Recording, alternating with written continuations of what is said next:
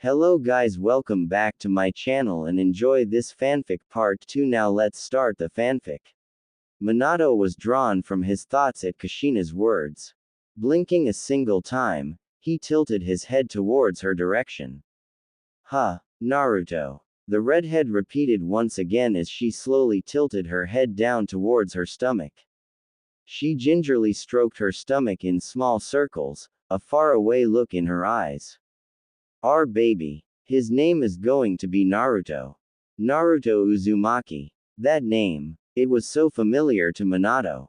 Hadn't there been a relatively interesting story involving that same name? Your horny teacher was the inspiration for his name. Kushina snorted helpfully, unknowingly providing Minato with the answer he was seeking. That damn book of his. She trailed off with a smile. The one time he chooses to not write shitty smut and he creates a masterpiece. Her lavender orbs travel towards her husband as a beautiful smile slowly takes shape. My little maelstrom is gonna kick so much ass. The blonde cage can't help but laugh at his wife's words and in doing so, elicits her wrath.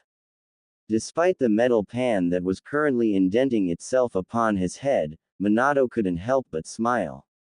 Naruto Uzumaki. My son. Minato's eyes slowly flutter open, easily adjusting to the darkness in his office. He glanced towards the clock that ticked quietly upon his desk and decided to ignore the fact that it was 2:16 a.m. His office was slowly becoming his bedroom at this point. He had awoken plenty of times at this very desk, and if he was being honest, it was better than sleeping in that large and cold bed at home. It was a temporary thing because eventually he was going to have to face his demons. But for now, he would continue stalling, acting as if everything was fine. That breakdown was coming soon and it was going to be a vicious one. Or perhaps it'd never come at all. What if, and this thought had crossed his mind at least 37 times, what if he was just incapable of mourning for Kushina? Not for a lack of trying, of course. But what if, in the odd and irrational case, that Minato was truly incapable of grasping grief due to his ability to avoid and negate his emotions? The sociopath in him, yes, sociopath because he was absolutely positive that he was one, continued to whisper at him. The words it spoke were cold and calculating and held little sympathy for his plight. Death is expected. Nothing lasts forever. Suffering builds character. Harping on the past stalls the future. Minato could see the rationale behind these words. After all, they were all true to some degree. Death is the norm for shinobi and nothing could truly last forever aside from ideals. Suffering does indeed build character, if your mental fortitude isn't fragile, and that was something Minato had little issue with to begin with. And harping on the past did nothing in the long run. If you continued to sit on the what-ifs in life, then time would pass you by. While these words made sense to Minato, they also nicked at his heart. His heart was hurting and it had zero issue on reminding him of this, day in and day out. The littlest of things could happen as Minato maneuvered through his day, such as a simple smell reminding him of Kushina. Or a certain sight reminding him of his time and experiences with the fiery redhead. 3 weeks had passed by and Minato was still in a state of limbo. It was bad enough that he was working himself ragged to make sure that Konoha remained mighty and tall, but his physical health was slowly declining. On top of the various sleepless nights where he'd stay up, staring at nothing and thinking of everything, he had a child to look after. He scoffed quietly to himself at that particular thought. Resting his elbows on the table, he covered his face to hide the shame he felt. Looking after Naruto. Another scoff. He could physically count the amount of times he'd held Naruto in his arms on both hands.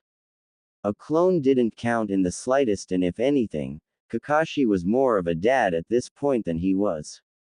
Minato's other hand clawed at the table in front of him, drawing bloody trenches through the wood as anger lurked beneath his veins. Who was he to Naruto?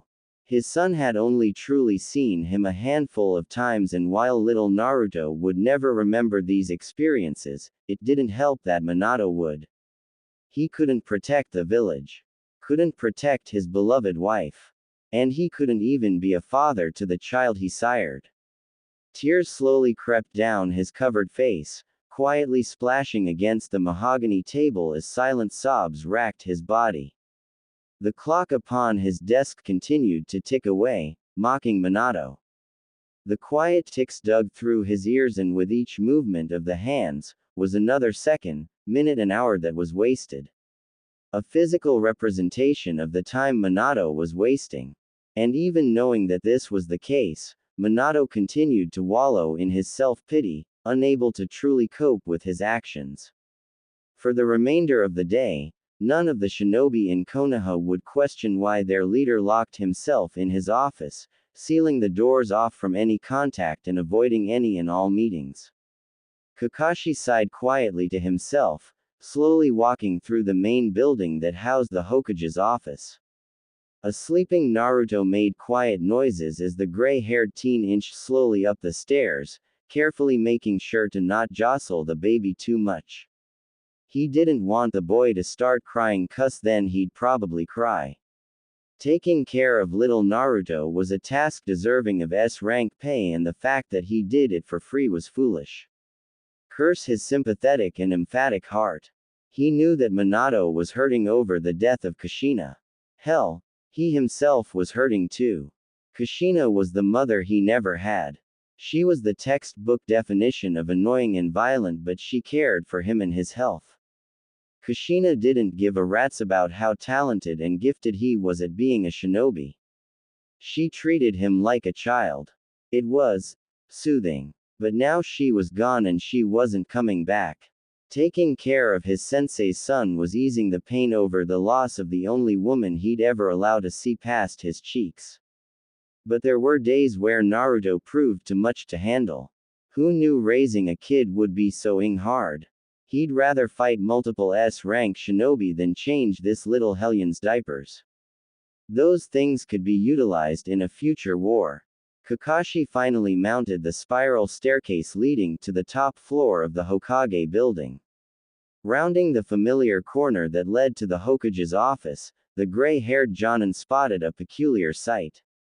The door to his sensei's office, aka the actual office belonging to the Hokage, was slightly ajar. Tilting his head curiously while expanding his senses outward, Kakashi slowly made his way to the end of the hallway. His senses picked up two individuals in the room, and his enhanced hearing easily picked up on the conversation. A woman's gruff laughter barked out loudly, reverberating off the walls of the hallway. He recognized the woman's voice as the matriarch of the Inuzuka clan. What was she doing here? Not that it was that surprising, considering that Tsume had been relatively close to Kushina when she was in Core, and she was probably considered a loose friend to Minato, but still. Odd. The young prodigy slowly crept up to the door, being as silent as possible, before slowly peeking through the minor crack left by the open door. "Come on, Spiky," Tsume chortled, leaning on Minato's desk with her back facing the man. "It's just for one night.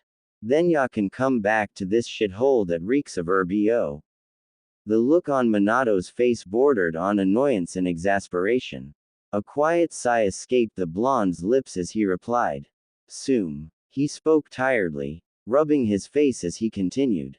"I cannot just leave my office in the middle of the day to go screw around while downing copious amounts of alcohol and liquor." His eyes narrowed in annoyance before finishing. "Also, I do not stink. I took a shower this morning." The feral woman only grinned in amusement as she shifted her body around to face the Hokage. "Never said that ya stink. I said that office reeks of body odor." She tapped her nose multiple times, emphasizing that her nose was capable of detecting smells far above the man's own. "But whatever floats boat, Spiky. And why can't ya go get shit-faced at 2 p.m.? Ya already abused the shit out of shadow clones anyway. It's not like ya can't do it." Kakashi himself shrugged at the woman's words. She wasn't wrong. Minato leaned back in his chair, sighing once again as the abrasive woman walked around the room, messing with things that she really shouldn't be messing with. Correction. He clarified whilst keeping the woman in his sights to make sure she doesn't mess with something of actual value. I don't want to get drunk at 2 p.m. The matriarch hummed distantly, feigning interest in Minato's response. That's because ya ain't had a drink with me. A clawed finger pointed to herself to emphasize her point. I'm the best drunk in the village. No one can top me. She was proud of her statement too, painfully so. If that was your way of enticing me, then I'm sorry to say that it failed. Tsume deigned a glance towards the man as her eyes finally lost their playful glimmer. Minato. She spoke quietly in a tone devoid of her previous humor. Ya need to take a break. You haven't left this office for an entire week. She immediately cut off the man's retort, glaring directly at him whilst moving towards his desk. Nobody will blame ya for talkin', a damn break. The village ain't gonna fall apart if ya take a single day off. Sides, ya seem to have shit covered anyway considering the amount of yous running rampant.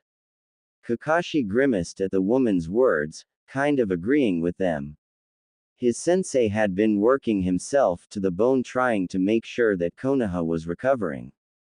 He wasn't going to judge how his sensei grieved since it wasn't his place, but someone needed to put their foot down. If no one did, then Minato would continue to run himself ragged. Kushina had always been the one to put her foot down, and there was no one in the world more stubborn than her. I agree with her, sensei. Kakashi spoke quietly, finally stepping into the room and making himself known, gently adjusting little Naruto as he did so. You've been a little. He trailed off quietly, trying to find the right words. Stupid. Tsume helpfully added, smirking as she spoke. Dumb. Irrational. Minato's face glowered in annoyance at the woman's brash and blunt words. I could have you court-martialed for those words. How about ya court-martial my spikes? She fired back with absolutely zero hesitation, briefly shocking even Kakashi with her words. Instead of punishing the feral woman for her comments, Minato rolled his eyes in annoyance. I probably should. It'd keep you out of trouble. He grumbled quietly. The feral woman cackled loudly as she ran her clawed fingers along Minato's desk, drawing tiny scratches and grooves in the hardened wood. Ya can't keep the kitty contained. She wants what she wants, and the last time I checked, she's been kinda lonely. The woman gave a none too subtle wink towards Minato's direction, not even bothering to hide the advance she was clearly making. Kakashi's face scrunched up in slight disgust at the woman's words. Dear Kami, this woman was wild. Absolutely no tact and no shame. But that was the Inuzuka clan for you. Minato didn't really react to the woman's words, only offering a raised eyebrow.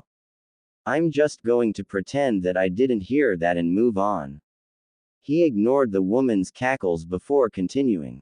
Say I do take today off to run around and waste valuable time that could be used for Konoha's benefit, what do I get out of this? Tsume raised an eyebrow at the man's words before shifting her weight on her hips, accentuating her curves. Ya get to spend the day with me. She answered simply, in a tone that was definitely condescending. Obviously. I mean, come on, have ya seen me? She scoffed with pride, gesturing with her hands towards herself. 2 kids and I still look this able. Ya just can't teach that. I'm one of a kind, baby. What a wild woman, Kakashi quietly mused to himself. Tsume wasn't unattractive per se, just loud. But then again, all Inuzukas were loud. It was a common trait shared by them. The woman wasn't beautiful in the traditional sense, but calling her ugly would be a bold-faced lie. She certainly wasn't Kakashi's type, but that didn't really matter. Tsume exuded an exotic beauty. The kind of beauty that was dangerous and that could and would kill you if given the chance. Like a wild beast in its habitat. Be that as it may. Minato spoke slowly, eyes trailing away from Tsume's body so as to not incite more unnecessary flaunts. You haven't done much to persuade me. The woman shook her head with an exaggerated sigh before placing her hands atop the man's desk and leaning her upper body forward. Just give me a chance, Flaky. One chance. That's all I'm askin', for and then ya can go back to being Mr. Hokage leader guy. Take the day off and come to the Lotus. Ya won't even have to drink if ya don't want to. Minato stared at the woman for several long seconds before shifting his gaze to his only remaining student. His cerulean orbs studied the boy's stoic face, easily spotting the concern in his eyes. His eyes eventually fell towards his son, staring at Naruto with a hint of regret. Had it really been 3 weeks? Was his son actually going to be a month old soon? Where had the time gone? Why couldn't he just slow down? He knew why. Sighing once again, Minato returned his gaze to the feral woman. Fine. I'll take a break. He ignored the woman's triumphant expression before returning his gaze to Kakashi. Before that happens though, I want to apologize to you specifically, Kakashi. The teen blinked in surprise at his sensei's words. Sensei. Minato stood to his feet before gliding over to his son and student. Without pause he ruffled Kakashi's hair and smiled at the boy's annoyed grimace. He gently took little Naruto into his arms before continuing. Because of saddled and unnecessary responsibility on you due to my negligent self-care. He shook his head, not allowing Kakashi to defend his actions. Regardless of how you personally feel about it, it isn't right. You're still growing, Kakashi, and I've been stagnating your talent and ability with my own personal problems. Kakashi vehemently denied Minato's words. But I want to help you, sensei. You shouldn't have to go through this alone. He immediately ducked his head, seemingly embarrassed by his outburst. I lost Kushina that day too. This is how I can repay her for all she's done for me. Let me do this. Minato stared at his student with a gentle smile before ultimately sighing and ruffling the boy's hair. Fine. I'll allow it. Just don't end up like me, alright? No other words were needed as Kakashi nodded his head with a minor bow. The infamous shinobi turned his attention on Tsume, who had remained silent during their conversation, seemingly ignoring them in favor of looking out of the large windows in the back of the office. Alright Tsume, you win, he admitted tiredly, raising his hands in defeat. I'll take a break today. But I'm not drinking. The feral woman whooped loudly as she about faced towards their direction. That's what I thought. An ear-piercing cry struck the room as Naruto was awoken from his slumber, causing the 3 shinobi to immediately cringe at the sheer volume. My bad. Tsume grimaced quietly while rubbing the back of her head. How did I let you talk me into this? Tsume smirked to herself as she led Minato out of the office. Stop actin' like you don't want to do this. She continued forward before reaching the end of the hallway and stopping near the spiral staircase, waiting for Minato to finish tidying up his office and activating his weird advanced seals.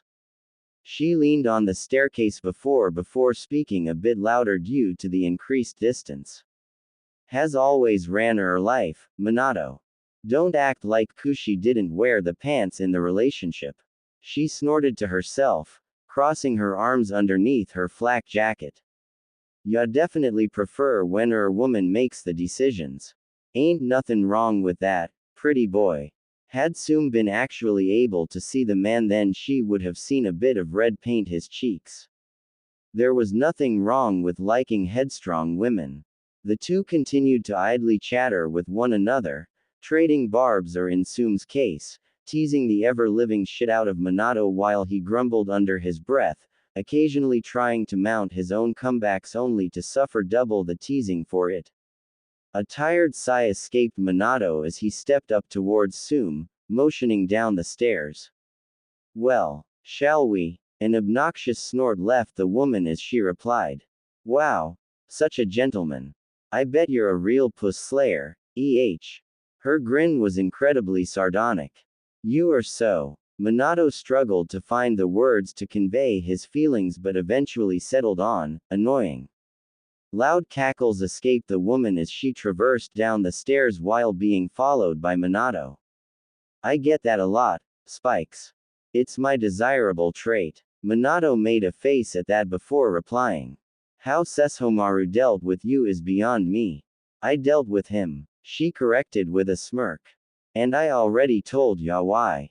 My attitude is the best when I'm on my hands and knees. She chuckled loudly before continuing. Sesshomaru could be a real prick at times, but Tsume trailed off for a moment, tone lacking its usual playful rancor. He was a good man. Kept me in line when I really needed it and wasn't scared to let me have it when I deserved it. She sighed to herself as she shook her head, spiky locks bouncing wildly. Miss that asshole. Minato sympathized with the woman as she reminisced about her dead lover. He had done a lot of that and it was usually more harmful than helpful, but perhaps that was his weakness. It had taken a few days to truly accept that Kushina was gone, and once that hurdle had passed, it only seemed to get tougher. Little things that he had clearly taken for granted were no longer the same.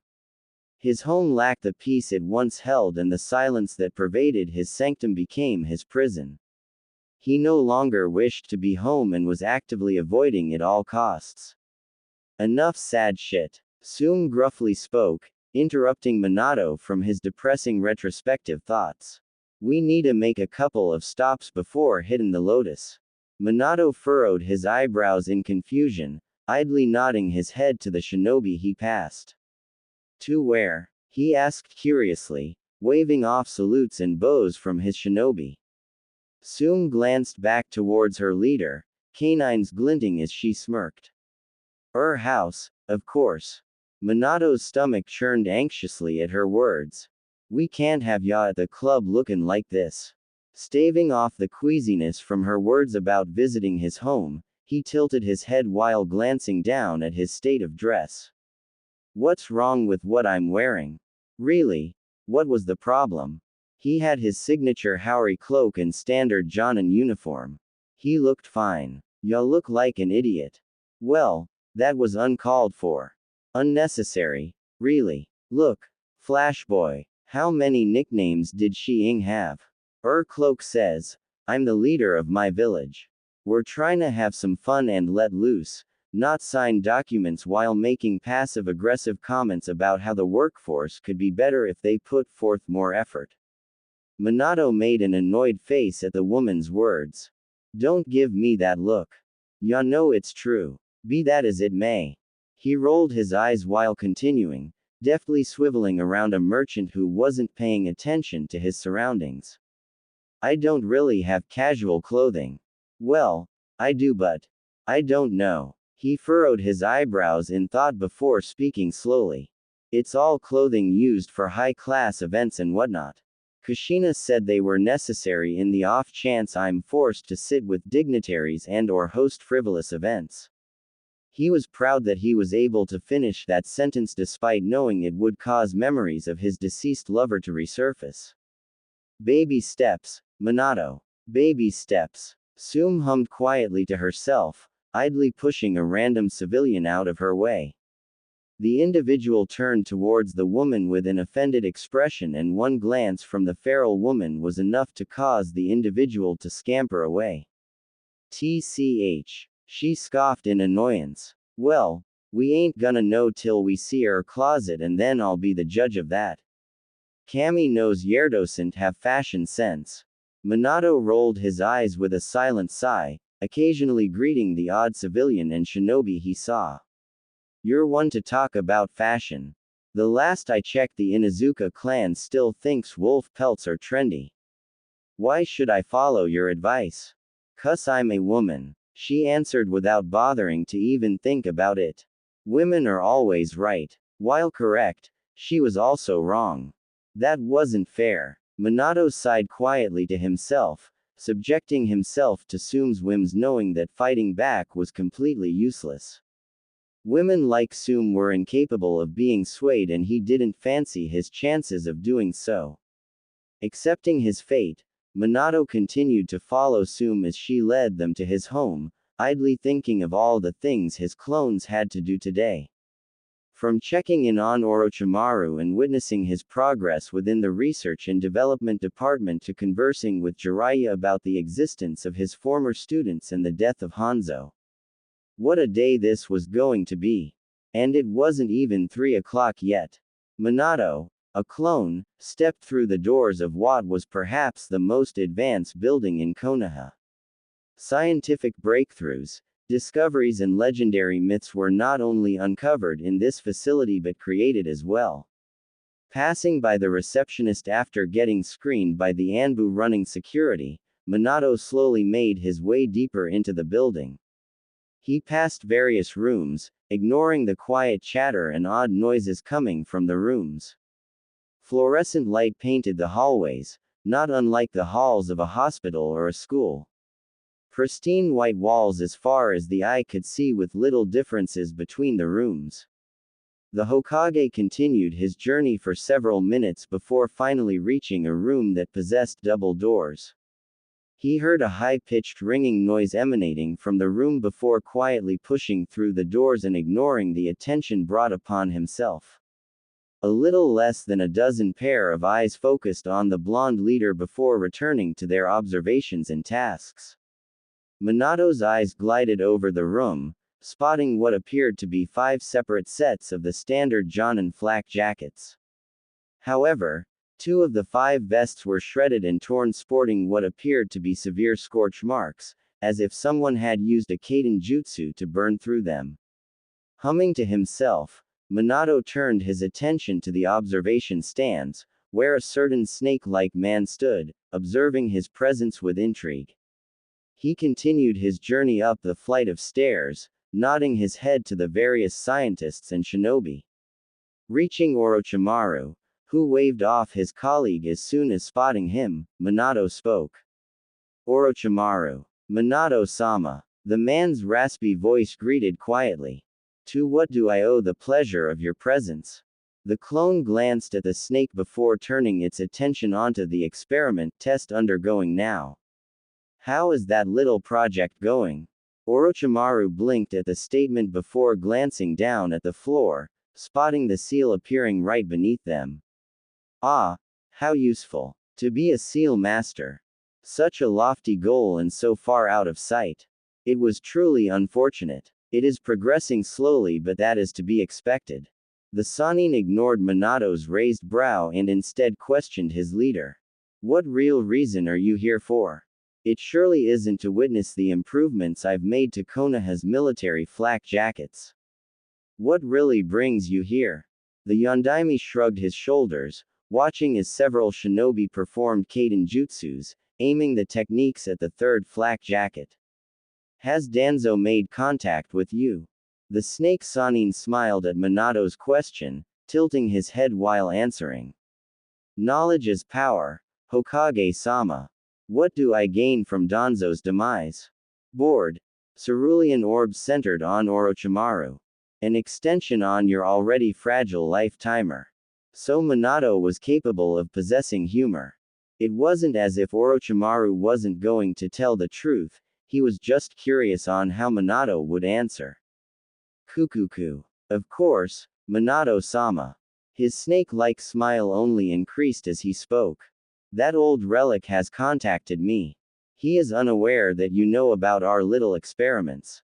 Orochimaru was a sly and conniving man, but at the end of the day, he was a realist and, to be completely honest, a coward. He could play the survivor card all he wished, but if push came to shove then he'd flee from Minato. The Yondaime was not a man you wished to anger, and it appeared as if Danzo believed himself to be the monster better. Minato made a gesture with his hand and Orochimaru continued to speak. He questioned why I was removed from Anbu and wanted to know why I had been instated as the head of the Research and Development Department. I told him what he wished to hear. The snake shrugged in an uncaring manner as he continued. His actions are his own, and should he disappear, I will not be surprised. Minato nodded his head, turning his gaze back onto the demonstration. The flak jacket in the third position had been blasted by several high-powered Kaiden jutsus but was relatively unscathed, save for a bit of ash and soot. He is going to die. Minato stated simply. Just not now. There are some things I'm looking into at the moment, and I'm curious on how the puzzle will look when finished. Orochimaru's interest had been piqued, and while he'd love to ask, he doubted very much so that Minato would explain. But as the man had said, he was still putting the pieces together. Shooting his shot, Orochimaru gestured with his hand. Do tell. If it is information pertaining to Danzo, then I may possess what you seek. The Hokage was silent for several minutes, watching the tests being conducted on the flak jackets. Finally, after what felt like 5 minutes, the man spoke. Danzo is not as slick as he thinks he is. A paranoid coward is dangerous, yes, but only if you allow them to walk unattended. I am not a fool. I know that Ne is still active. I also know that that rat still covets the Hokage position. However, he knows that so long as I live, he will never see it. Minato shrugged as he spoke. I have never made it a secret of my dislike pertaining to Danzo, and I would not be surprised if sensitive information were to leak shortly after his death. A rat is only ever worried about its own life. Danzo is the same, which makes him easily predictable. Should he disappear, our enemies will know things they shouldn't. Not enough that would cause harm to the village, but enough to strategize and plan. Minato tilted his head while crossing his arms against his chest and leaning against a random desk. Danzo is a stupid man. For an individual with so much love and fanaticism for something, he sure does make stupid decisions. Hiruzen should have killed him 30 years ago, and now it falls unto me to deal with him. Glancing at Orochimaru, whose attention had yet to be swayed, Minato gestured with his arm. Does the name, Nagato, ring any bells with you? Orochimaru made a face at the name while narrowing his eyes. If only briefly. I remember Danzo speaking the name a little over 2 years ago. It had something to do with a Megakure. He didn't say much pertaining to it when I questioned him, but our partnership consisted of few words. The snake raised an eyebrow while gesturing with his hand. Why do you ask? Does it have anything to do with the question you asked me a little over a week ago? Minato only nodded his head, not bothering to speak any more on that particular discovery.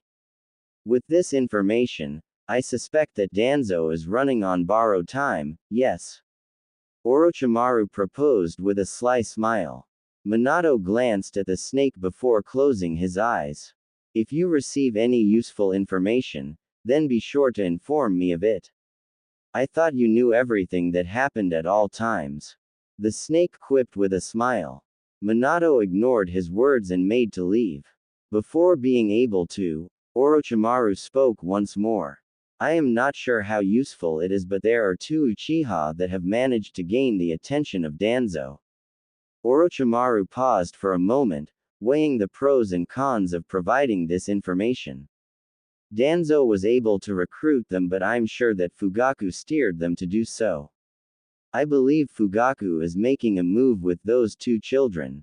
Whispers on the horizon are saying that they'll even surpass Kakashi, which is no small feat. Minato had heard of 2 distinct Uchihas currently making a name for themselves. They were incredibly gifted for their ages, with one of them being prospected for the Anbu Corps before even enrolling into the academy.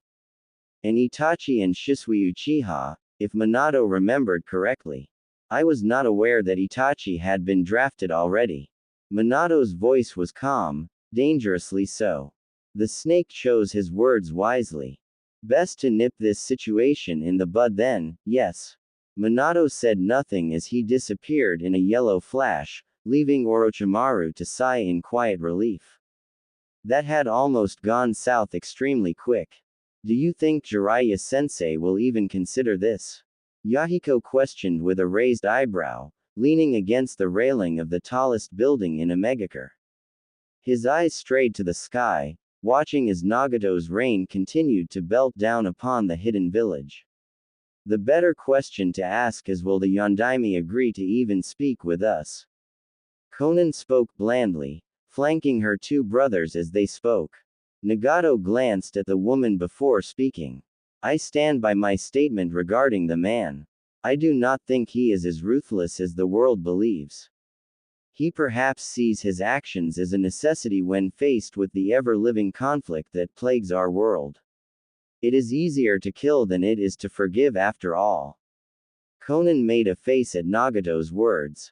You only say that because he has yet to show that ruthlessness to us. He is a walking army destroyer, capable of being wherever he wishes to without so much as a single thought. Yahiko sighed quietly as he continued to watch the rain fall. If we always worry about the what ifs, then we'll never make progress in our world. If you do not give individuals who possess power a reason to seek you out, then you don't need to worry about them coming for you. And what of Nagato and his Rinnegan? The lavender-haired woman questioned sternly. You truly believe that men like the Yondaime Raikage won't wage war just to seek this power out? Or that men like the Sandaime Tsuchikage won't seek to take out said source of power? We live in a world that's defined by power. Everyone is your enemy, be they family or your neighbor. The Yondaime Hokage is no exception. That's enough, Conan, Yahiko commanded calmly, finally looking away from the downpour of rain. We cannot move forward if we continue to hide away, always thinking on the negatives. Yes, the world is plagued with men like the paranoid Onoki, the power-hungry Ai and the ruthless Minato. However, if we refuse to extend an olive branch, then we will die as failures. We cannot have peace if we tuck our tails away. I do not wish to participate in battles that stain our lands with blood, but I refuse to stay hidden, cowering like that little boy I used to be. If we don't push for changes, then changes never happen. His brown eyes pierced through his siblings as he continued. You cannot attain peace without shedding a little blood. The only caveat is whether that blood belongs to your enemies or you yourself. Yahiko paused for a moment before returning his attention back to the rain that was soaking his country.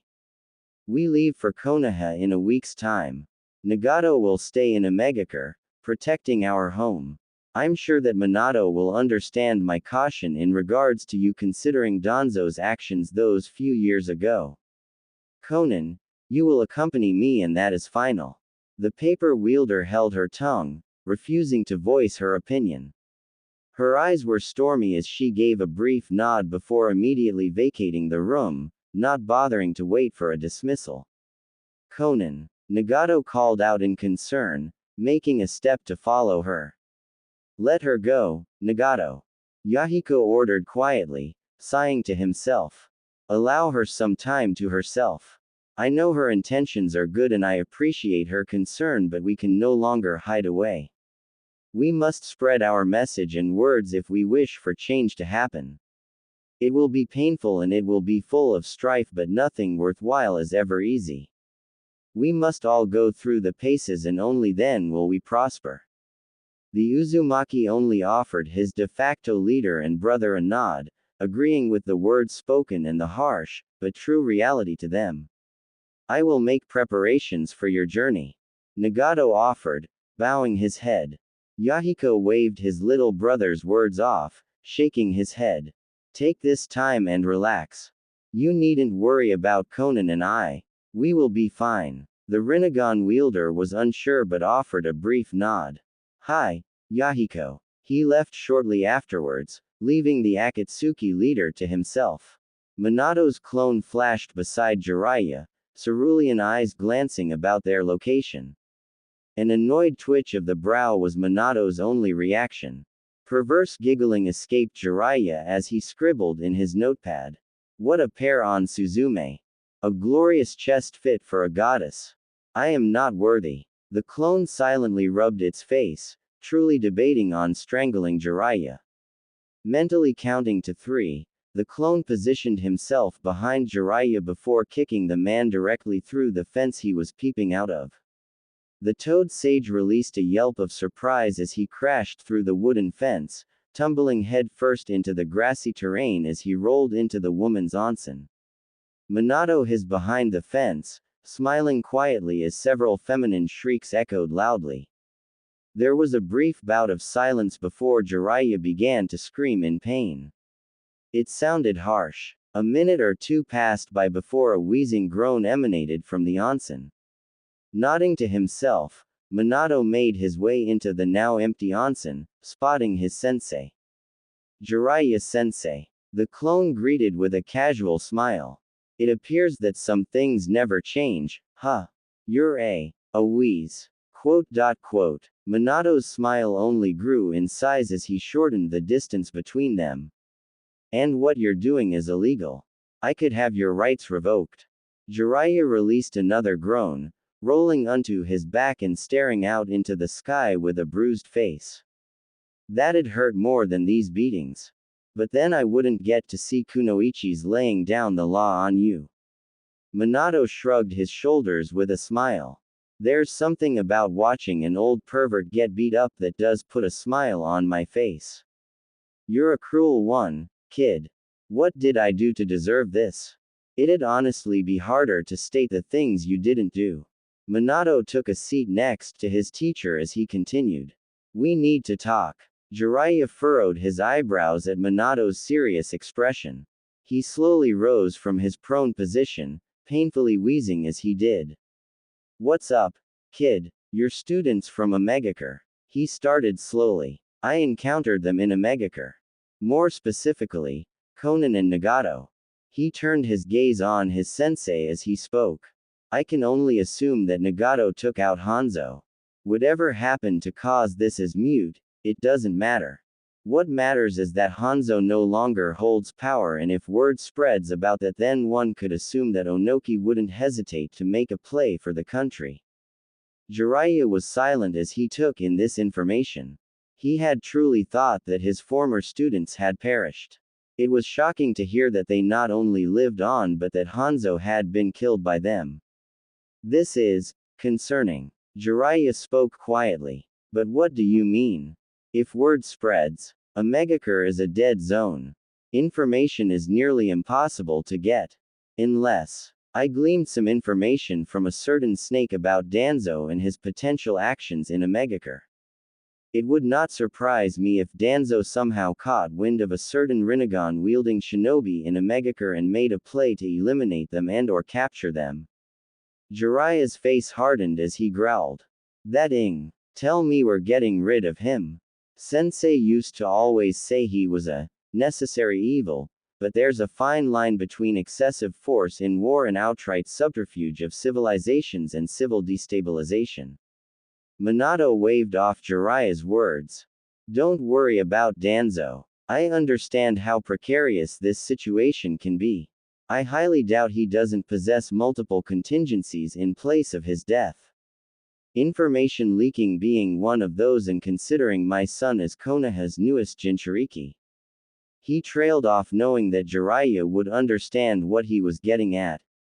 Not only had Konoha been attacked from within, with the Kyuubi wreaking havoc, but they had also lost their Jinchuriki in the process. Kushina had been a deterrent for the other villages because she was powerful without the Biju, never needing to resort to using its power. But if their enemies knew that they were bleeding, then they would not hesitate to mount an attack. Minato wished to avoid this at all costs, but if push came to shove, then he'd don his blade like he had done in the Third Shinobi War. If slaughtering another army was the cost to keep his home and family safe, then he'd do so again and again. And that all started with Danzo's downfall. There were going to be repercussions with the man's death, and Minato had to prepare for them. It was only a matter of time. Just let me know what I need to do and it'll be done. Jiraiya spoke, interrupting Minato's thoughts. I will. Minato replied. However, it will have to wait. The real me is occupied. A grin began to spread across Jiraiya's face at the clone's tone. Ho, what exactly is the real you doing? Apparently Tsume was able to convince us to go to the Lotus, abandoning our work for the day to just relax. The clone scoffed in a very Minato-like way. Sounds like a waste of time if you ask me. Jiraiya's laughter barked loudly as he returned to his prone position. Didn't know the kid had it in him. Already moving on, The clone made a gagging noise at Jiraiya's insinuation. That woman is not our type. I don't know if you know this or not, kid, but that's incredibly false. Jiraiya corrected easily, closing his eyes and placing his arms behind his head. That woman is definitely your type. If she had red hair, I bet you'd be chasing her down now. The clone looked ready to combust at Jiraiya's words. Don't hate the player, hate the ga. Jiraiya was cut off from his words due to being forcefully teleported away by Minato. There was silence for a scant few moments before shrill cries rang out from a nearby onsen. Jiraiya's cry of pain was like music to Minato's ears. Prick. This isn't that bad. Minato had expected a lot worse from today's events. After allowing Tsume to basically play dress up in his home, which was a task that was far more difficult than he'd ever like to admit, they had settled on a simple button-up shirt with a collar. Black slacks clung to his legs with a simple pair of dress shoes. It felt so weird not having his actual Jonin uniform on. It had to have been years since he wore actual casual clothing. From training, to becoming an actual shinobi, to participating in the war and taking on a team, and then topping it off with becoming Hokage. He hadn't worn civilian clothes since his marriage to Kushina, and that had been when he was 15. Time sure does fly. Now here he was, in the middle of a bar with a colorful alcoholic beverage in his hand. He couldn't remember picking the thing up to begin with, but it was actually incredibly delicious. Perhaps Tsunade knew something he didn't when it came to liquor. As Minato downed his glass of fancy alcohol that tasted more sugar than anything, his eyes drifted across the club per bar. He recognized many of the individuals in this bar and had since figured out long ago exactly what this establishment was. He wasn't aware that shinobi bars actually existed, but it kind of made sense. The life of a shinobi was vastly different to that of a civilian, and relationships were few and far between them. A shinobi could die at any time, and thus, they married young. Cultivating a healthy relationship with a civilian was incredibly difficult for the average shinobi due to their pessimistic view on life, abnormal work schedule, and physical and mental trauma. Shinobi hid their flaws well enough to fool the average civilian but not their fellow soldiers. And due to this, shinobi often mingled with other shinobi because each knew what the other had been through, or at least could relate in one way or another. Minato wasn't an expert on this subject, and that wasn't surprising. He had been in a relationship since he was kid, more or less. But he understood the necessity of an establishment such as this one. A place where his shinobi could let loose without the fear of being judged for their past actions or inactions regarding their lifestyle. It was beautiful in a sad way, almost tragically so. You're empty. Tsume's shout emanated from beside him, breaking him from his observations. The feral woman took the empty glass from his hand before placing another one in it. Don't thank me, she cheekily spoke, winking as she walked away to go back to the dance floor, hips moving in a tantalizing way as she swayed to the beat of the song playing. Minato did little else aside from accepting the drink with a nod of the head and an awkward smile. It wasn't hard to see that this was incredibly uncomfortable for him, but the fact he was still here and drinking was telling. He knew that he didn't hate it though, and that's all that mattered. Dare he say it? He was actually kind of enjoying himself. The music wasn't really his taste, considering it was meant to make you want to dance, and Minato was not a dancer. But the atmosphere was nice. if not a bit chaotic. The drinks were splendid, and if he wasn't careful, he may find himself coming here more often than he liked. Minato tipped his glass towards his mouth, cerulean eyes following after Tsume's form. He gulped down the fruity beverage, watching as Tsume danced with random men and even women. Before he knew it, he emptied the glass. They had been here for the better part of 2 hours, and the multiple glasses he had finished were finally taking their toll. He was aware of this, but like all lightweights, he didn't think it was too bad. Minato continued to observe Tsume, head tilted just slightly as he leaned against the physical bar of the club. The feral woman looked completely at ease on the dance floor. The liquor in her left hand was balanced masterfully, not spilling or swaying in the slightest despite the crude movements of her body. And what a body it was! Having forced him into what he was wearing, she had then dragged him to her home as she changed out of her Jonin uniform. He had exchanged an awkward greeting with the woman's young daughter as he waited outside for the woman to change her wardrobe. It hadn't lasted long, thank Kami for the small miracles. She had come bounding down the stairs in a tight, crop top. It looked like the shirt had been physically ripped instead of actually tailored, and it wouldn't have surprised him if the woman herself had done so with her claws. The shirt nearly matched her tanned skin, showing off her toned abdomen. It showed a lot of cleavage, but the woman had said that it was normal, and he had ultimately decided to take her word for it. She wore a pair of shorts that were aptly called booty shorts, and Minato had found out exactly why they were called that. It really wasn't hard to deduce when she had turned around. Her cheeks were barely even covered, and the fact that this was considered casual clothing shocked Minato. But damn it if they didn't leave anything to imagination. The woman's thick thighs and curvy legs were a sight to behold for everyone she passed.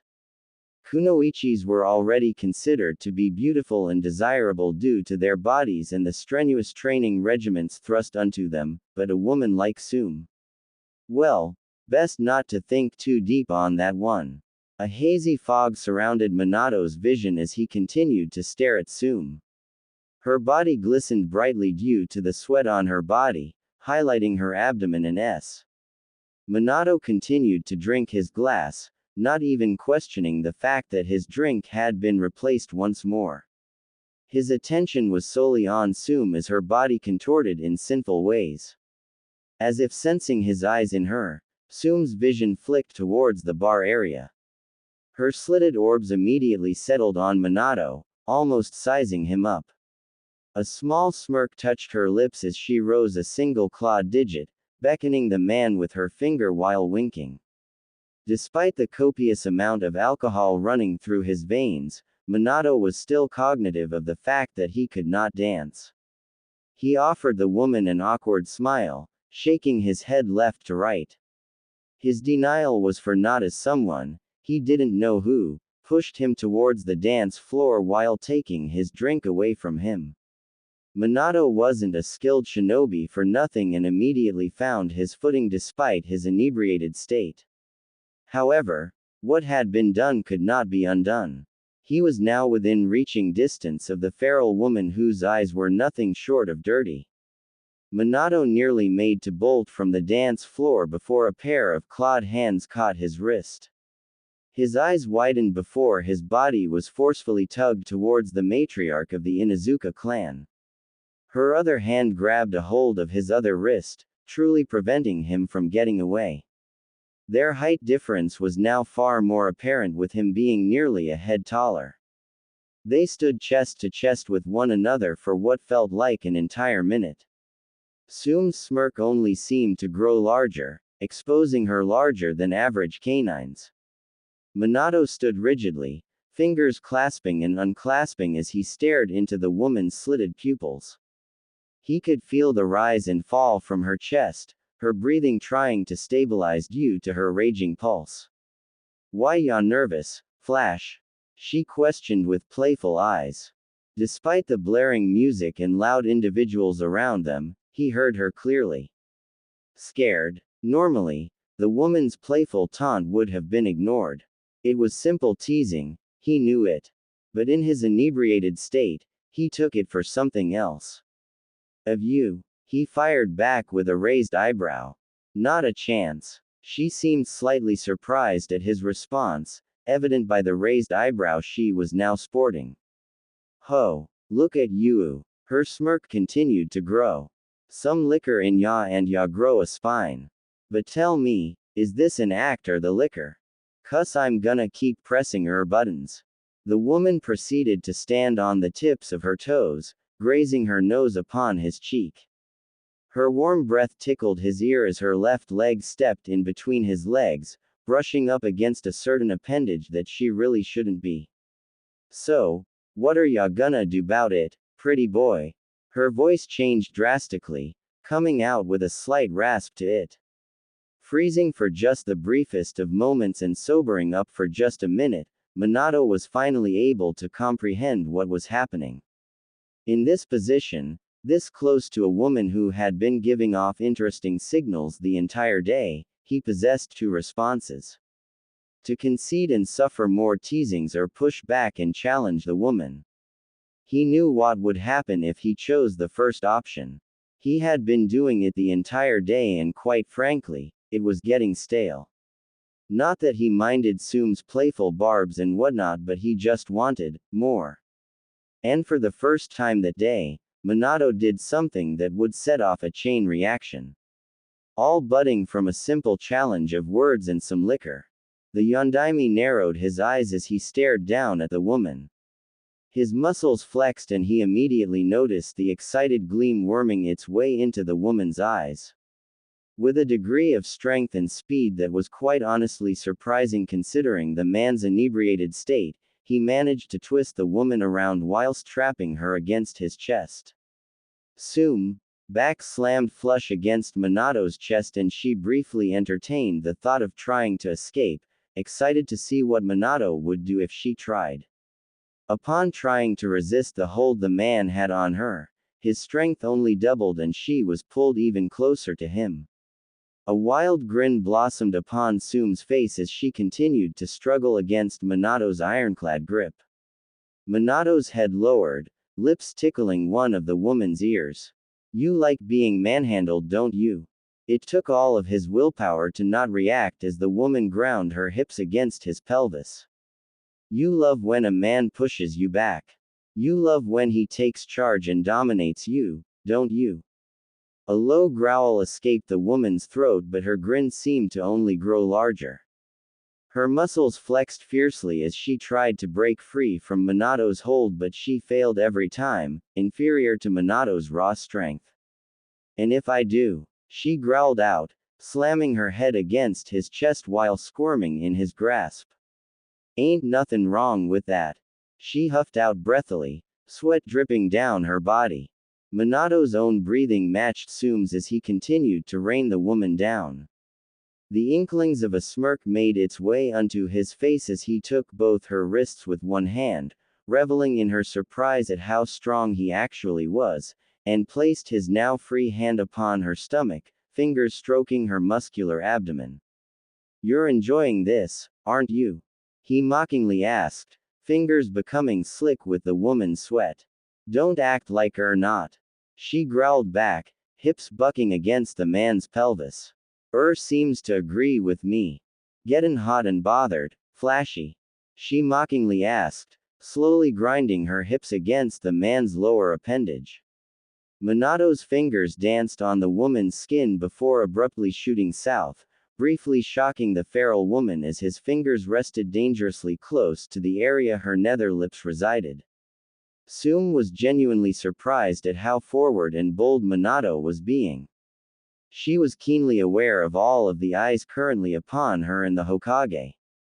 Whilst enjoying the man's presence and forwardness, she did not genuinely think he'd do something like this.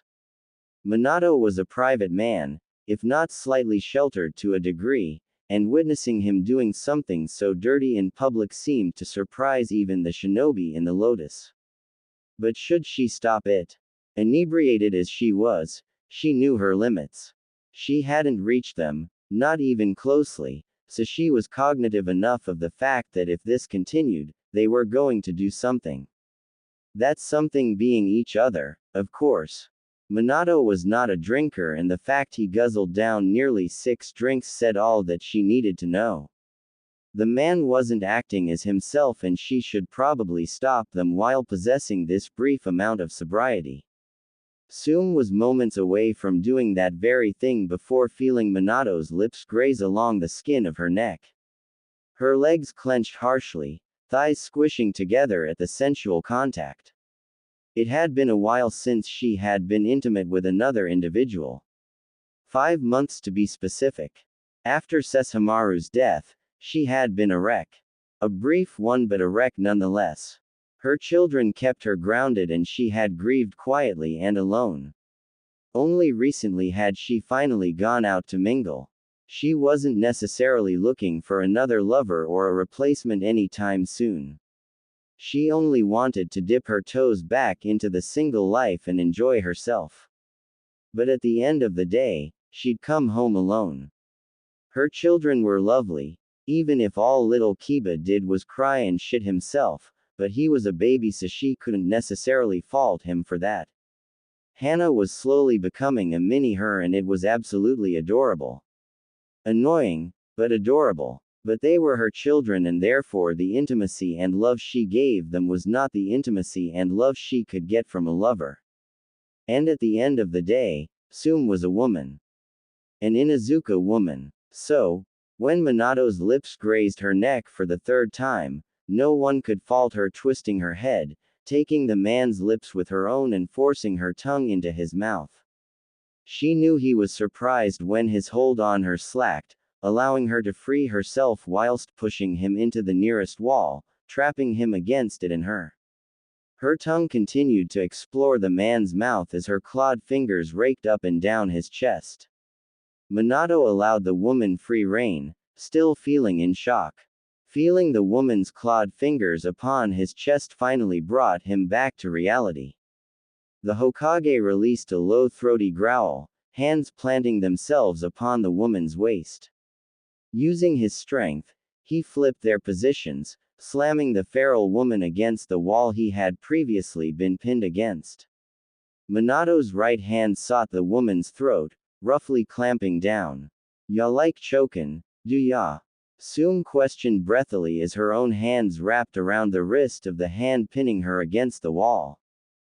So lucky I like bein' choked." Minato's response was to squeeze harder, causing a low moan to escape Tsume. Sanuva bitch. Lost in a haze of pleasure and alcohol, Minato was truly unaware of his actions, acting purely on instinct. He didn't remember slamming Tsume against the club walls, nor did he remember choking her. The man definitely didn't remember nearly ripping her crop top off in the club, stroking her body as he did so. Come to think of it, he didn't remember even going home last night. A splitting headache assaulted Minato as his eyes slowly creaked open. A groan escaped his lips as his eyes tried to adjust to the light in his room. Taking a few moments to actually allow his body to wake up, he blindly reached out towards his nightstand that sat on the side of his desk. Odd. That didn't feel like a mahogany nightstand. It felt like flesh, which was incredibly odd. His nightstand was situated on the left side of his queen-sized bed. He made sure to always sleep on the right side so that when his alarm blared, he'd be forced to roll over to stop it. But the fact that he wasn't touching his desk and was instead touching someone caused his blood to run cold. His headache returned full force, and he was actually terrified of opening his eyes. Deep breaths, Minato. Deep breaths. Taking a moment to calm himself, Minato slowly opened his eyes. His cerulean orbs adjusted to the light far better than the last time as he stared at the unfamiliar ceiling of the room he was in. His pulse quickened as he continued to stare at the ceiling. Minato didn't want to look to his left. Didn't want to acknowledge the truth that stared so openly in front of him. He was in a room he didn't recognize, likely in a home that was not his. He had figured that out rather quickly after waking up. The silk sheets rubbing against his skin was a giveaway, and it didn't raise any red flags because some days Minato slept in his boxers. It wouldn't have been that surprising of him to just drop down in his bed after consuming a large amount of alcohol. Minato was now keenly aware of the nightstand he had been touching. Obviously, it wasn't wood, nor was it an actual nightstand. It had been flesh. Soft, yet slightly firm, with a peculiar hardened tip near the center. Yes, that was a. Minato, you're a genius. Anxiety coursed through his veins as he continued to stare at the ceiling. He knew what was happening. He wasn't an idiot. However, he didn't want to acknowledge it. Bits and pieces were coming back to him as he tried to recall the events that led him here. Where to start? Probably when Tsume had barged into his office, demanding him to come with her to the Lotus to relax. He remembered that clearly. He also remembered changing his clothes once, agreeing to go out with the woman herself doing the same at her own home. Things started to get blurry once he actually got to the club. He distinctly remembered Tsume handing him a colorful drink and telling him to relax. He also recalled watching her dance, and boy, did she have some hips on her. Relax, dumbass. His mind sobered him rather quickly, returning him to the present. He remembered downing a few of the drinks, not really feeling the buzz from the alcohol. Witnessing the woman dance and gyrate her hips had stirred something fierce within his bones. His head began to ache as brief flashes of images appeared in his head. He glimpsed holding the woman by her throat, seeing the lust and excitement in her eyes. Another image appeared in his head, and this particular image was a lot more. Well, then, Tsume had a beautiful pair on her, didn't she? My head. Minato's thoughts were interrupted as the woman, who he had definitely just slept with, grumbled lowly.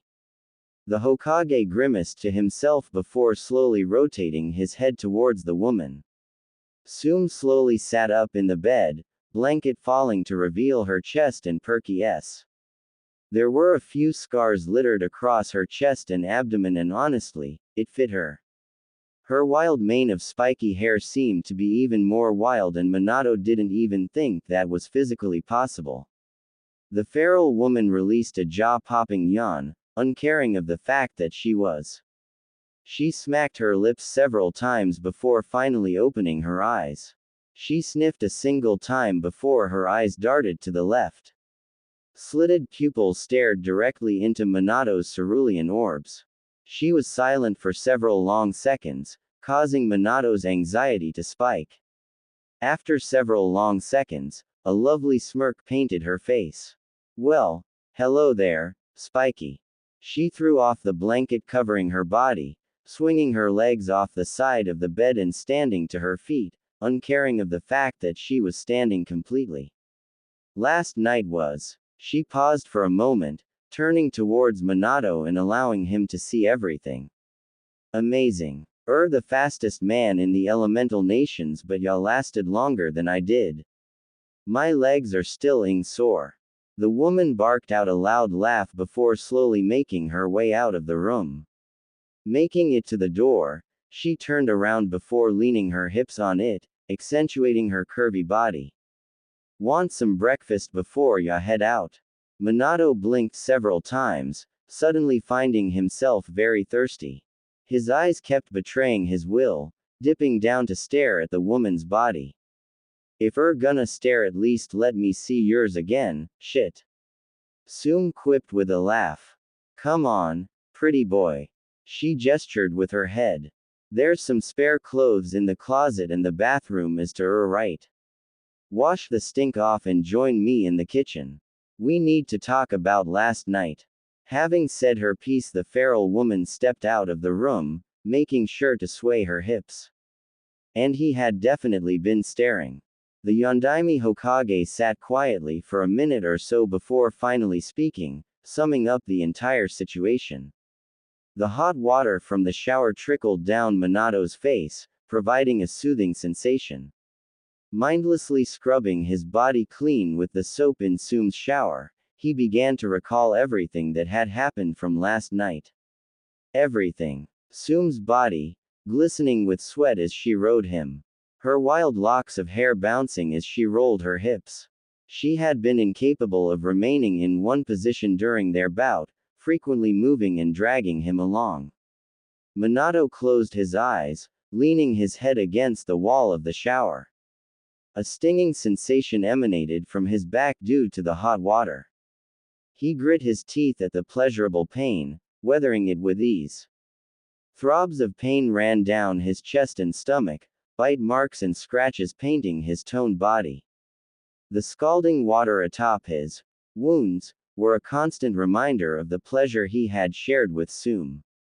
Her curves, the way her body contorted in ways he didn't think were possible, her screams of ecstasy.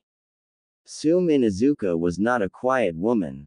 That wasn't really a surprise though, to be fair.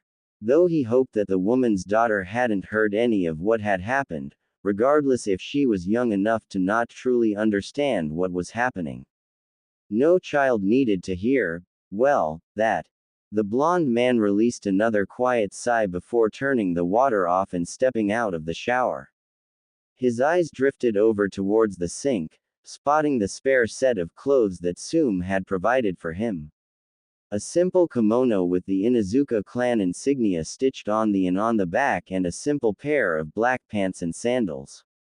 Ignoring just who the clothes belonged to, Minato dressed himself quietly.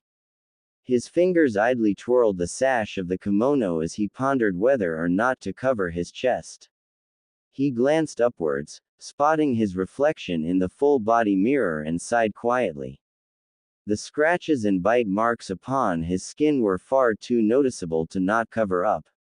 Minato tied the sash around his waist, ignoring how uncomfortable it made his love bites feel, and gathered his belongings.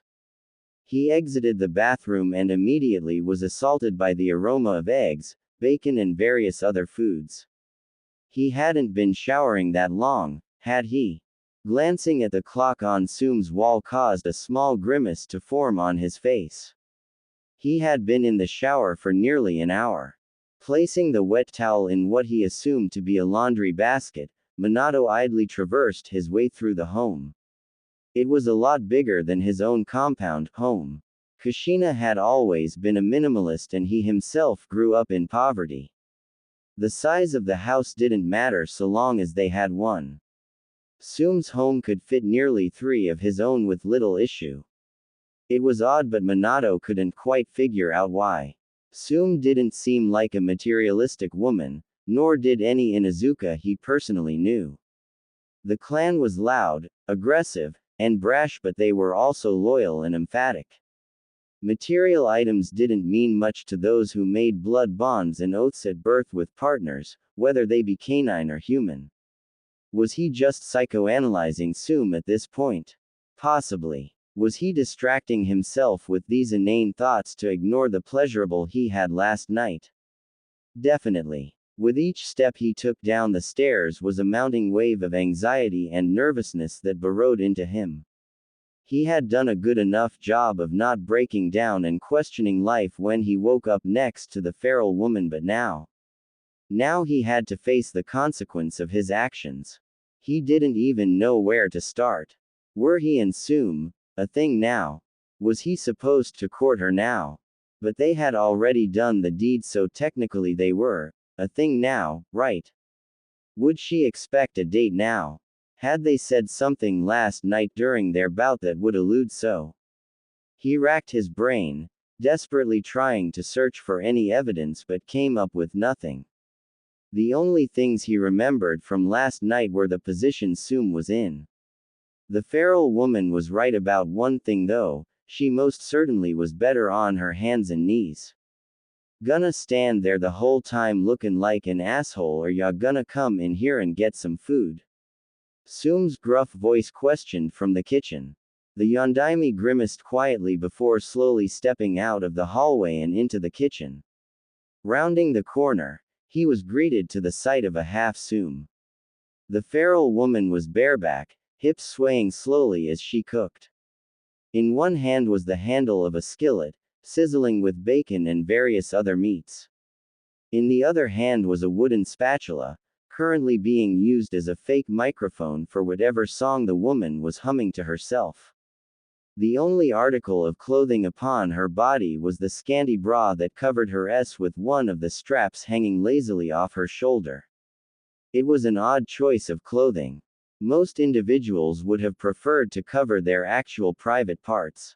Instead, Tsume had opted to show both lips, and Minato found himself unable to stop staring at her body.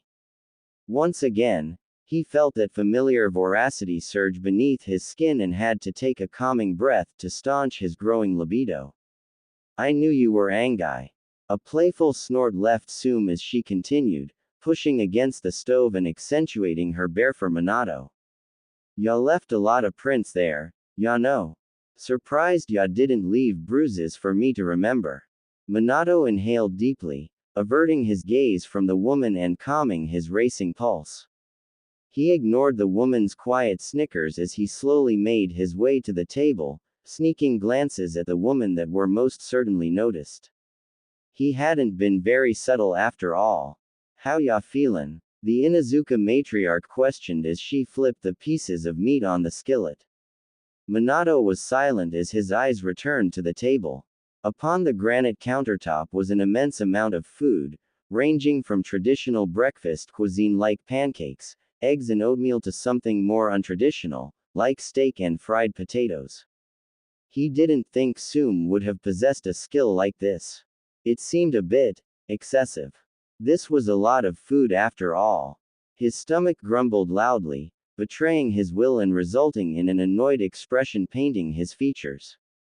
Well, I'm good. I think," he replied awkwardly, idly grabbing a fork and knife. Not to eat or pick at the food but to keep his hands busy.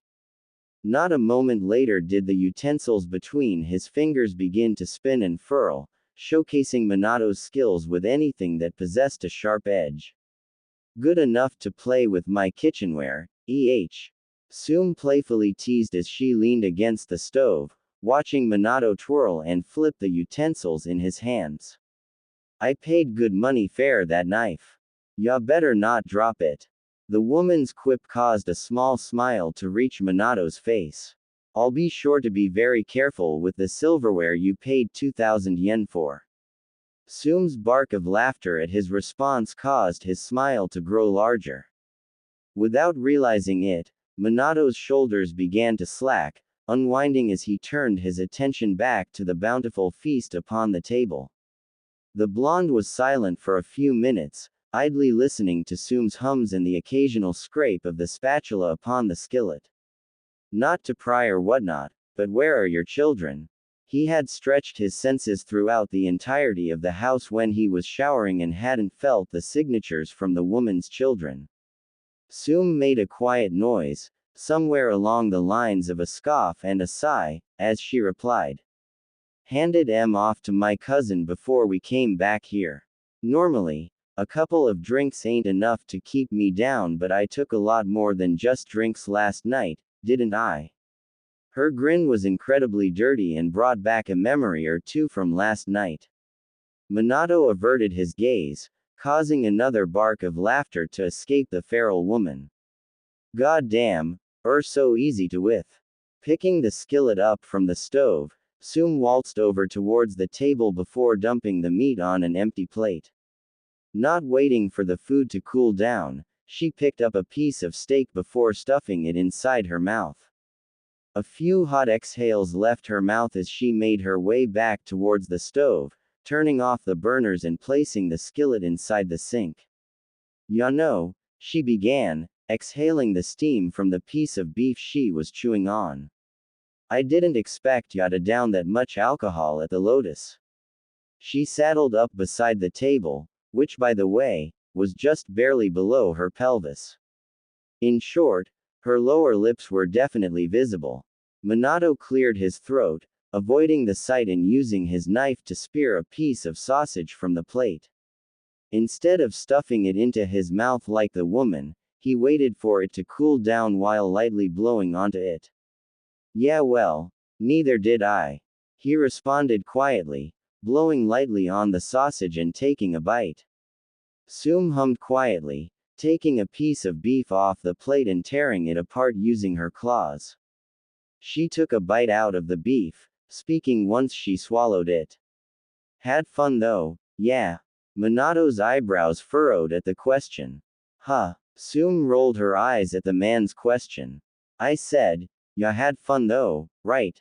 The blonde man turned his head towards the woman, expertly avoiding her lower lips and focusing on the upper ones. Define fun. He responded with a deadpan. Instead of taking the bait, Tsume rolled her eyes. You know what I'm talking about. Don't act stupid now. Minato narrowed his eyes but ultimately shrugged his shoulders. His head swiveled back towards the table as he picked up one of the various plates with food on it. Twirling the knife and fork in his hand, he proceeded to cut into the pancakes. What are we? He instead asked, avoiding the question. Tsume raised an eyebrow at the question, acknowledging Minato's refusal to answer her question. Instead of answering the question immediately, like Minato thought she would, the woman remained silent, pondering the question and eating the remaining piece of beef in her hands. Minato didn't push and instead focused on the delicious food in front of him. Every bite served to ease his anxiety and allow him to remain level-headed. Tsume released a quiet hum before scooting Minato's chair back and taking a seat upon his lap. Her right arm swung around his back, resting along his shoulder as she eased herself against his body. Tsume, he exclaimed, surprised at the woman's advancement. The feral woman shifted in the man's lap, gripping his shoulder with the arm she slung around him. Both of her thighs took residency upon his legs as Minato subconsciously supported her weight. Tsume snorted at the man's reaction, using her left hand to snag a piece of beef off the table. We're whatever you want us to be, Minato. She spoke sincerely, no sign of playful teasing to be found. The Yondaime furrowed his eyebrows at her words. With a racing heart, he spoke quietly. Wah, what do you mean? Tsume hummed quietly, biting into the beef and swallowing it. Such a smart man, but ya got zero idea what to do or think in this situation, don't ya, Speedy? Minato's silence was deafening. She snorted, rolling her eyes as she did so. Ya ain't over Kushina. Not by a long shot. She spoke, ignoring how tense Minato became. Still mourning. Ain't nothing wrong with that. Doesn't bother me. Picking a fork up from the table, she stabbed a piece of Minato's pancakes, taking a bite and swallowing it, she continued. However, y'ave been a one-woman man her whole life. Ya don't got a single clue what to do next. Shit, Minato, I bet you were thinking of absurd shit like moving in and helping with the kids or something. No, he wasn't. Okay. Maybe a little. The feral woman cackled at the speedster's expression, chewing on some more pancakes. Listen, Minato, and I want ya to really listen to me when I speak. She placed the silverware down before turning her head to stare directly at Minato. Any signs of playfulness disappeared as she spoke. You and I got no issues with it. Hell, a good guy. Strong, smart, kinda handsome, I guess. The sly smirk on her face made Minato roll his eyes, though it wasn't taken to heart. But right now, a relationship ain't healthy for ya and it sure as hell ain't gonna fix her problems. It'll only complicate shit. Minato made to speak but was prevented from doing so due to Tsume's finger covering his lips. And before ya ask, yes, I'd love to actually get to know ya and try to see if this could work. But it ain't happenin' till done mourning, Minato. She took her finger off his lips before shifting her position and taking more of Minato's food off his plate. Silence filled the kitchen after Tsume's words, save for the occasional scraping of the woman's fork on Minato's plate. Throughout it all, the Yondaime was quiet, processing what had been said to him. He wasn't upset with the woman's words. If anything, he felt relieved at them. Tsume was right, he wasn't over Kushina and likely wouldn't be anytime soon. It was an odd feeling. He was also slightly disappointed, to some degree. It nearly left a dirty taste in his mouth. On one hand, it felt like he had betrayed his deceased wife with last night's activity. On the other, he felt slightly better. He couldn't really explain it. That persistent voice in the back of his head was silent as Tsume idly moved and squirmed upon his lap, eating and picking at various foods. Was he still sad? To some degree. Had he dreamt of Kushina last night? No, hadn't. Was he finally healing? Possibly, though he had yet to actually tackle the true issue with Kushina's death. But everyone mourned differently, right? Yeah, they did. A small, tentative smile breached Minato's features as he leaned against the chair. The remaining tenseness in his body evaporated as he leaned his head back, finally relaxing his body for what felt like the first time in nearly 3 weeks. He didn't offer a single reply to Tsume, believing it to be unnecessary. The woman was far more perceptive than she showed, and she'd likely understand the gesture and the significance behind what he was doing. Food's getting cold, dumbass. Minato's tentative smile shifted into a genuine one, followed by a series of laughs. Paperwork. Mind-numbing work. Why was he doing it again? Ah yes, to distract himself. Minato stamped another paper, skimming through the content but ultimately stacking it in the finalized stack. It was one of 7 stacks he had laid upon his desk. The first was the unfinished, obviously. Second was the absurd pile, created for the sole purpose, or rather excuse, to just not read and completely ignore. The third pile was his favorite, one he aptly named useless. Take a good guess at what this pile was for. The fourth stack of papers was titled Conjectures, and this pile was probably the most unique considering it was things that, while easily solved and could be implemented, solved, he would hear out from outside opinions, such as Shikaku or Fugaku and even Hiruzen. The fifth stack of papers was for everything, in fracture. No real reason why it was called that. He had just wanted an extra pile to make odd numbers. The sixth stack, and it physically pained him to read these, were. Well, he hadn't actually given this one a name yet. It was demeaning to his pride. Someone, and he likely believed that it was Jiraiya, spread word that he was now a bachelor. Now, Minato was a shrewd man. A calculating one and a ruthless one. But he could also see the humor of it and thus, allowed these to exist. If for nothing else, it was actually kind of like a stress reliever and more often than not, humorous. Reading the endearing, but mostly creepy, words of women who fawned over him. Truth be told, Minato didn't even think he was that attractive. He was a handsome man, of course he believed that, but to the extent that so many women would willingly go out of their way to send him mail. Absolutely not. Some of these letters and papers were more like resumes. Women could be so weird. The seventh pile was, of course, the finished stack, where everything that was finalized, done, and complete went.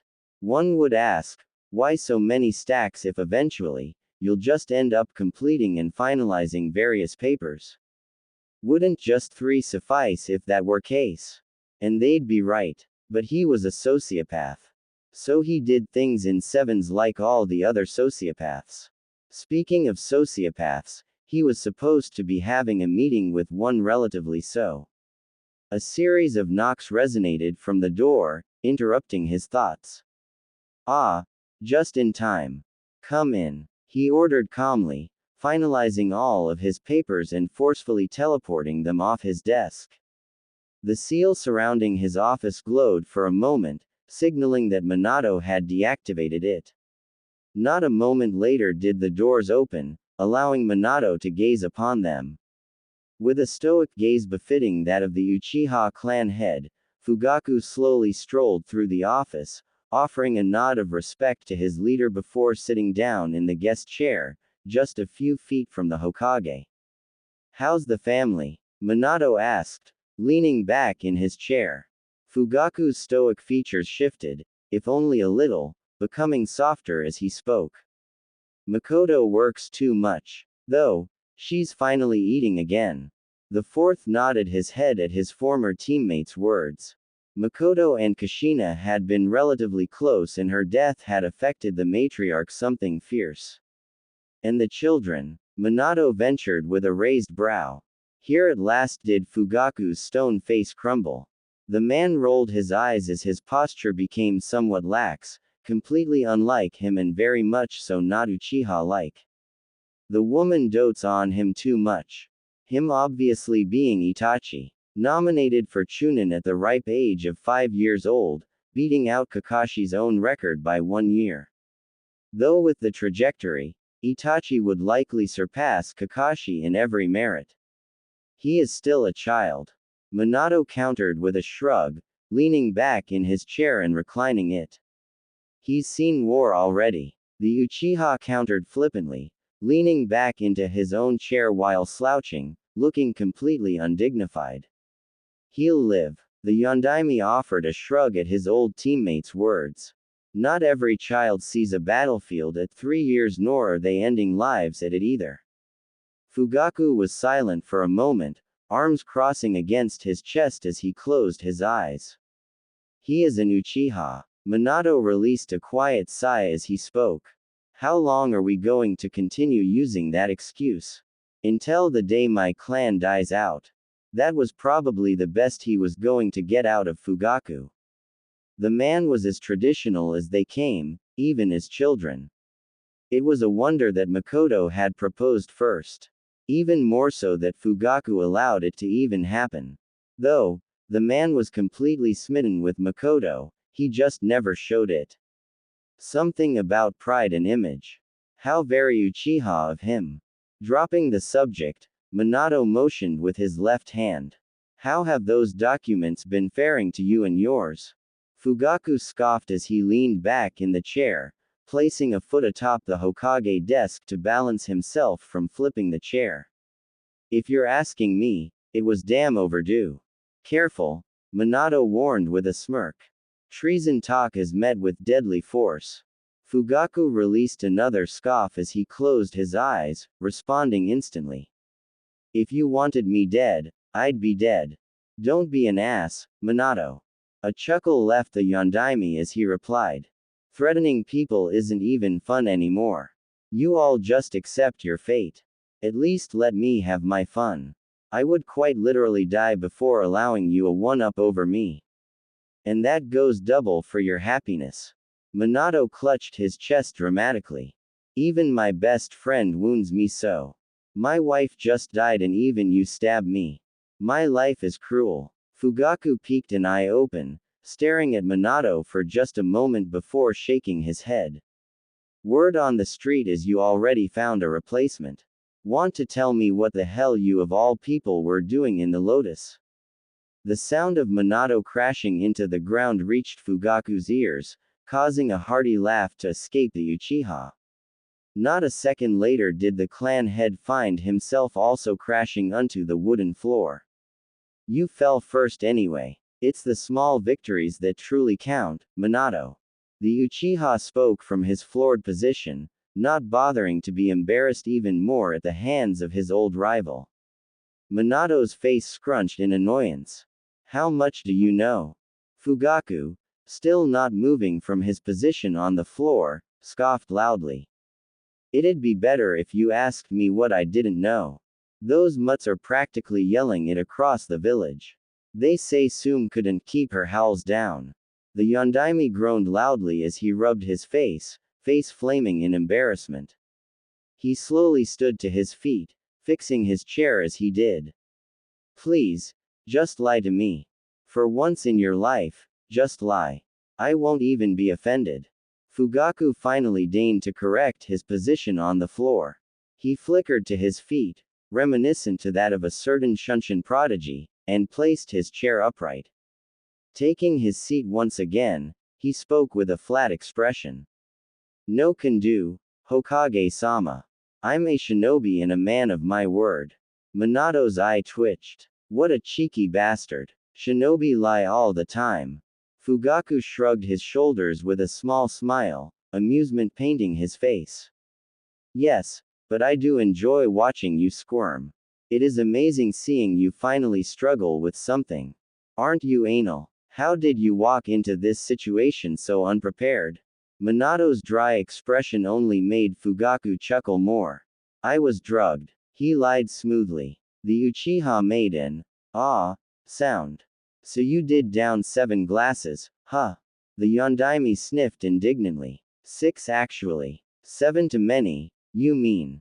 Fugaku corrected. Well, Minato wasn't going to argue with that logic. Don't use that word. Fugaku raised an eyebrow. Which? Anal. There was silence for a few moments. Oh, does Tsume enjoy that as well? I'm not entirely surprised. An Uchiha-like smirk painted the man's face. You sly dog. That was a terrible ing pun. He should Rasengan him in the ing face. Minato took a deep breath. And then another. I'll let that one slide. Only because you saved me when we were genin. The Uchiha turned his nose up at the statement. So very Uchiha of him to do so. Rolling his eyes, Minato finally decided to tackle the real issue. Tell me, why Itachi and Shisui? His posture changed swiftly with Fugaku's also shifting. Do you not realize how precarious this situation already is? Fugaku's jaw set as he replied. Shisui was purposely chosen purely for reconnaissance and extermination. The man leaned forward as he spoke. Itachi is a countermeasure in case the plan deviates out of Shisui's control. Minato's eyes hardened as he laced his fingers together, placing his elbows on the table and staring directly into Fugaku's eyes. Shisui is a Konoha shinobi. Therefore he works under my jurisdiction. I wouldn't have questioned the decision if it was only Itachi. Fugaku shook his head as he replied, understanding what Minato was conveying. Itachi does not possess the ability that Shisui does. Minato's eyes narrowed as he tilted his head. Explain. Word of mouth stated that Itachi was on track to surpass even Shisui. Fugaku was silent for a moment, eyes straying to the floor as he pondered his words carefully. Speaking slowly, he explained. Shisui's Mangekyu ability. It is a mind-controlling genjutsu, one that instills fake memories and experiences into the user. Minato's eyes widened at Fugaku's words. Are you out of your mind, Fugaku? The Yondaime slammed his desk with his fist as he spoke. We don't have to risk such a valuable asset for something that can be solved with a blade. Fugaku countered immediately. We are trying to avoid the blade, Minato. He stressed harshly as he continued. Say we do spear Danzo. What of the consequences? We know what the rat is capable of. I am doing this to prevent these circumstances from even happening in the first place. Minato rubbed his face tiredly as he replied. I have several contingencies in place, Fugaku. You're not omniscient, Minato. You cannot do everything yourself. Fugaku fired back instantly. Something is inevitably going to get by you. If we possess the resources, why are we not using them? Minato understood what Fugaku was conveying and a part of him actually agreed. Allocating resources to solve issues without escalating to violence or death was indeed good. However, the issue lies in the principle. Minato took a deep breath, calming himself down. Taking a moment to massage the bridge of his nose, he spoke slowly. I can acknowledge, comprehend, and even accept the why and how. However, why would you not bring this to my attention first? Fugaku raised an eyebrow. Oh, I apologize. Let's see. He proceeded to grip his chin with his right hand, faking a thinking pose. Hey Hokage-sama, I know your wife just died and that your child is going to grow up without the love of a mother and that he's a Jinchuriki. I also know you're incredibly swamped with work, sending hundreds of clones out into the village to make sure everything is going smoothly after an attack from an unknown Uchiha member with the ability to control the Kyuubi. I see you're also incredibly busy stamping out thousands of documents and reports while simultaneously providing counterintelligence so that the other major villages don't try to take advantage of our bleeding country. But you know that Warhawk, Danzo, the psychopathic fanatic who kidnaps and brainwashes children, he's more than likely plotting your death and providing our enemies with vital information that could lead to our destruction, and eliminating him would only expedite that process. Fugaku's expression became flat as he stared into Minato's eyes. Your plate seemed a bit busy, Minato. Minato sighed quietly as he glanced down at his desk. I'm the Hokage Fugaku. It's my job. We were blood brothers before the title, and that foolish Haori isn't going to change it anytime soon. The Uchiha responds firmly. Let me and my own handle the situation. Shisui and Itachi can't fail. Minato remained silent for several minutes following Fugaku's words. His eyes were closed the entire time, analytical mind racing through hundreds, if not thousands, of various scenarios pertaining to the situation at hand. After nearly 10 minutes of silence, Minato finally stirred from his mindscape. Opening his eyes, he released a quiet sigh before reaching under his desk and pulling out a piece of paper. He opened a random drawer of his desk, pulling out a small vial of ink and a brush. Without speaking, he proceeded to inscribe kanji after kanji on the paper, creating an advanced seal that Fugaku couldn't hope to understand. A few more minutes passed by before Minato put his ink and brush away. He inspected the seal, double and even triple checking it, before turning it towards Fugaku and sliding it his way. That seal, the Yondaime spoke, nicking his thumb and allowing his blood to trickle onto it. Activate it. Fugaku glanced down at the advanced seal, picking it up and glancing at Minato. It's a blood seal. He stated more so than questioned. It's a blood seal. Minato mimicked with a roll of the eyes. Good job, seal master. Now, activate it. Fugaku grunted in annoyance before placing his hand atop the seal and flaring his chakra. There was a brief poof of smoke followed by nothing. Before his very eyes, the piece of paper began to burn away, disintegrating and turning to ash. The Uchiha clan head furrowed his eyebrows before raising a questioning gaze to the Hokage. A precaution, Minato stated mysteriously. Fugaku's eyes narrowed for a moment as he tilted his head. Something didn't feel right. It felt like a few minutes had passed by without him noticing. A precaution for what? The Uchiha asked curiously. A precaution for what indeed? Minato countered easily, leaning back in his chair. I hate when you do that. Minato's annoying chuckle grated on Fugaku's nerves. Tsume hummed quietly to herself, eyes glancing towards Kiba's sleeping form as she pushed her buggy up and down the aisles of the grocery store. She had to stock up on some groceries due to the feast that she had shared with Minato in the morning. The man had managed to polish off most of the food she had made, complimenting her cooking skills as he did. Flattery had gotten him nowhere, though he claimed it to be genuine. Tsume knew she was a decent cook. She had been doing it all her life. But for Minato to say it was one of the best he's ever had, she didn't buy it for a second. He was bullshitting her. Mommy. The feral woman stood on the tips of her toes to gaze at her daughter who was seated in the buggy. Whatcha want, Hannah? She asked gruffly. The 6-year-old toyed with one of the packages of meat in the buggy before speaking. Is that guy with the spiky hair my new daddy? Tsume blinked at her daughter's question, slightly taken aback by it. How did Hannah know? She was certain that she had washed Minato's scent off. Technically he's my daddy, she quipped with a grin, ignoring the various civilians who made faces due to her answer. Hana tilted her head as she placed the package back into the cart. We're sharing a daddy. How's that work? Tsume released a gruff laugh as her clawed fingers ran along several items in the shelves. She passed by a few items before snagging several ingredients from the shelf. It doesn't work. Incest isn't allowed in the Inuzuka clan. What if I want incest? Hana questioned with innocent eyes. Then I'll knock you out. Tsume warned without looking away from the shelves of food. Hana made a face at her mother's words, crossing her arms against her chest. That isn't fair. How come you get a new daddy but I don't? Tsume's grin grew larger at her daughter's words. Tough luck, ya little shit. Life ain't fair. Let her mom be happy for once.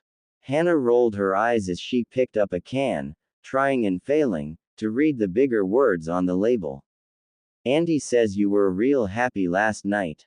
She said you were howling like Kuromaru. Tsume side-eyed her child as she threw a few more items in the buggy.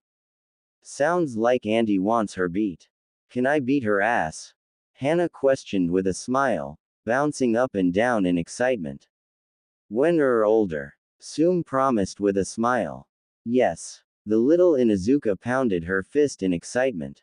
Tsume was silent for a few moments as she pushed the buggy of groceries. His name is Minato, Hana. She idly informed, sliding the buggy next to the frozen foods and picking up a few more pounds of meats and placing them in the buggy. The matriarch proceeded to lean over the buggy, looking down on her daughter who raised her gaze with curious eyes. Minato Namikaze, she affirmed. Little Hana furrowed her eyebrows at the name. That name sounds famil. She stuttered several times, struggling to find the correct word. Familiar. Tsume aided with a soft smile. Yeah that, Hana exclaimed with a clap. F-A-M-I-L-I-A-R. Tsume clasped her hands together, hips gently swaying as she spoke. Minato is the Hokage. He's kinda like my boss. When you're older, he'll probably be your boss too. Hana's eyes widened with all the childlike wonder a kid could possess. Whoa, he's the leader. He must be really strong, huh? When I met him, he seemed pretty weak though. She trailed off quietly, stroking her chin. Tsume barked out a genuine laugh as she caressed her daughter's face. I thought the same thing, baby girl. He seemed like a at first glance but man. He's got a mean right hook. Hana tilted her head with furrowed brows. Do you like him? Tsume's laughs died down at her daughter's question. She glanced towards the girl, nothing but curiosity in those brown eyes of hers. Pursing her lips for a moment, Tsume pondered the question. Yeah, I do like him. She finally answered with a smile, stroking her daughter's cheeks and causing the girl to giggle. Hana smiled at her mother before replying. Then I like him too. For some reason, a weight lifted off Tsume's shoulders. One that she hadn't known was there in the first place. Who would have thought? She really did like Minato. He was strong, kind, and an absolute monster in the bed. Those three qualities were all Tsume really needed in life. Of course, her daughter's acceptance was one of them, but Minato was good around kids. If the handful of times he was with Naruto, it was like looking at a different person. Though, she was sure that the guilt ate at him every day. He likely didn't believe he was a good father due to his job. So long as he tried, then it didn't really matter at the end of the day, right? You only have a limited time in this world anyway. It's best to make the most of it. The issue Minato possessed was that he was incapable of living in the present. It was always, go, with Minato.